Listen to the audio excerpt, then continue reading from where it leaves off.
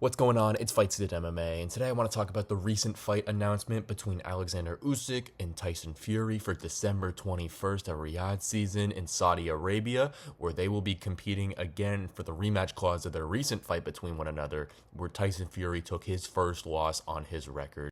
Okay, the fight or the boxing match that just broke that everyone wanted to see again. Tyson Fury is going to verse Alexander Usyk on December 21st, 2024, back in Riyadh, Saudi Arabia. I am so excited to see this fight, and I'm not a massive boxing fan. I do enjoy the sport and I do enjoy watching it. These gimmick fights with Jake Paul and other people like that, I don't enjoy. But this fight with Alexander Usyk and Tyson Fury was one of the highest level mixed martial arts events I have ever seen, and that did not even include kicks, grappling. Just the strategy of the two was so unbelievable. Now, we look at the last fight, and Tyson Fury looked like a giant in there, standing at 6'9" versus the 6'2" Alexander Usyk. But Usyk's heart, his ability to break down Tyson Fury's movements, to be able to go and get different shots, and to step into the ring to be able to cut him off and to be able to find that head. In that ninth round, where he did catch Tyson Fury with that left hand, I believe it was that he rocked him. Tyson Fury was out on his feet. He had no idea where it was. He not only got saved by the ref, he also got saved by the cage, or by the rings, excuse me. And truly, that was a crazy fight. And I remember watching that live, and I was absolutely stunned to see Tyson Fury get rocked like that by someone who looked like really a midget compared to him in the octagon or in the ring. Most of those shots that you looked like Tyson Fury was 17 feet tall and Alexander Usyk was about 4.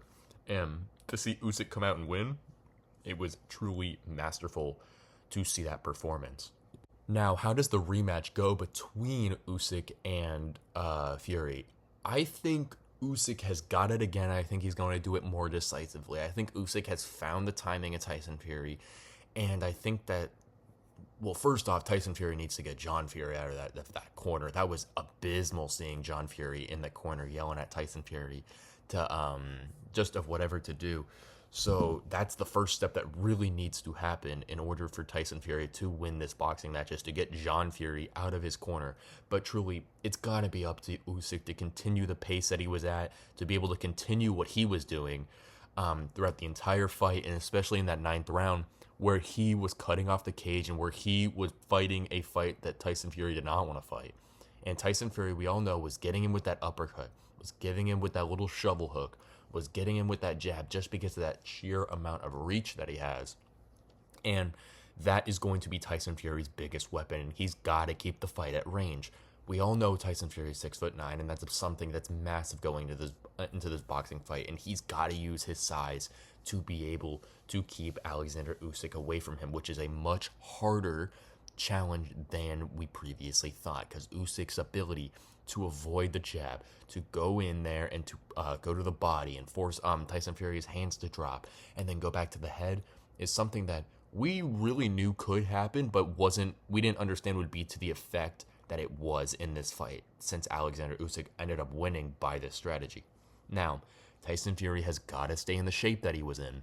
That's a big thing, because I know he said after his post-fight that he wanted to go home, drink a couple beers, just enjoy himself. But Tyson Fury has got to be in the best shape of his life in order to beat Alexander Usyk, because I think Usyk's chin is amazing, and I think Tyson Fury's chin is really good, but I don't see either one of them knocking each other out. And I could see Usyk knocking out Fury, considering how hard he hit him with that left hand.